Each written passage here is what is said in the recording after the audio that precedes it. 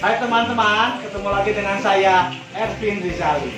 Di video sebelumnya saya pernah menceritakan tentang penyakit yang dialami oleh kura-kura sulcata saya yang paling kecil, si Jackie. Dia mengalami kesulitan pup dan itu berlangsung selama hampir 2 hari.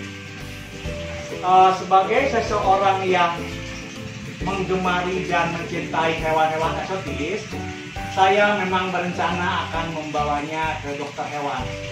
Tapi sebelumnya saya berusaha untuk menghubungi teman-teman bersama penggemar kura-kura dan bersama penggemar reptil, menanyakan bagaimana seandainya kasus tersebut terjadi juga kepada mereka semua. Dan mereka banyak memberikan tips-tips yang berguna sekali, sehingga sebelum saya bawa ke dokter hewan, saya coba dulu tips-tips yang mereka berikan kepada saya, sehingga akhirnya si Jackie bisa sehat kembali dan bisa beraktivitas serta nakal kembali seperti biasanya.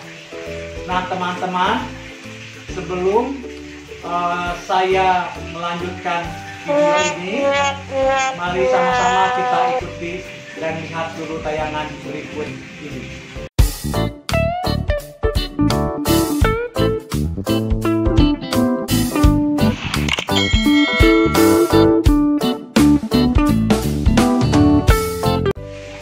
Ya, baiklah, kita akan melanjutkan kembali video yang tadi terpotong sebentar.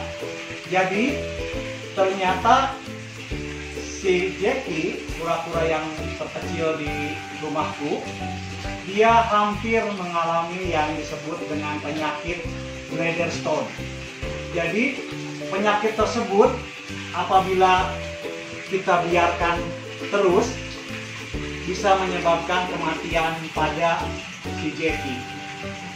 Bladder stone itu terjadi karena adanya uret yang berkumpul membentuk kristal dan seperti kerikil besar di daerah kloakanya, sehingga dia tidak bisa mengeluarkan pupnya karena tertahan oleh kristal tersebut. Biasanya dokter hewan, tapi tidak semua juga dokter hewan yang mengerti tentang hewan-hewan eksotis seperti kura-kura, karena biasanya mereka lebih menguasai hewan-hewan yang umum dipelihara orang-orang, yaitu anjing, kucing, atau kelinci dan lain-lain. Tapi untuk hewan-hewan seperti kura-kura ini, hanya beberapa dokter hewan yang betul-betul paham dengan penyakit yang terjadi pada kura-kura tersebut. Dokter hewan akan mengoperasi si kura-kura tersebut, sehingga kura-kura tersebut nanti biasanya akan selalu kesakitan dan akan cacat pada daerah plastronnya. Biasanya di daerah plastron perutnya dibuka, dibor begitu, dan akhirnya dikeluarkan, dioperasi dari sini, sehingga dia batu kerikilnya itu bisa keambil lagi si bladder stone-nya. Tapi untuk pemulihannya juga itu akan membutuhkan waktu yang tidak sebentar dan kasihan sekali untuk kura-kura. Kura-kura biasanya akan mengeluarkan suatu bahan yang berwarna putih. Itu bahan yang berwarna putih itu biasanya bisa berbentuk odol, atau bahan yang bisa juga dia membentuk suatu butiran-butiran seperti pasir. Dan inilah yang disebut dengan uret. Uret ini lama-kelamaan apabila dia semakin besar dan mengkristal, akhirnya dia akan membentuk suatu kerikil yang besar sehingga menyumbat saluran kloakanya, dan si kura-kura tersebut akan susah untuk pup. Selama periode dia pup normal, meskipun si uretnya ini tidak keluar, tidak masalah, karena si kura-kura tetap bisa mengeluarkan pupnya. Tapi yang bahaya kalau si uretnya ini akan berkumpul di dalam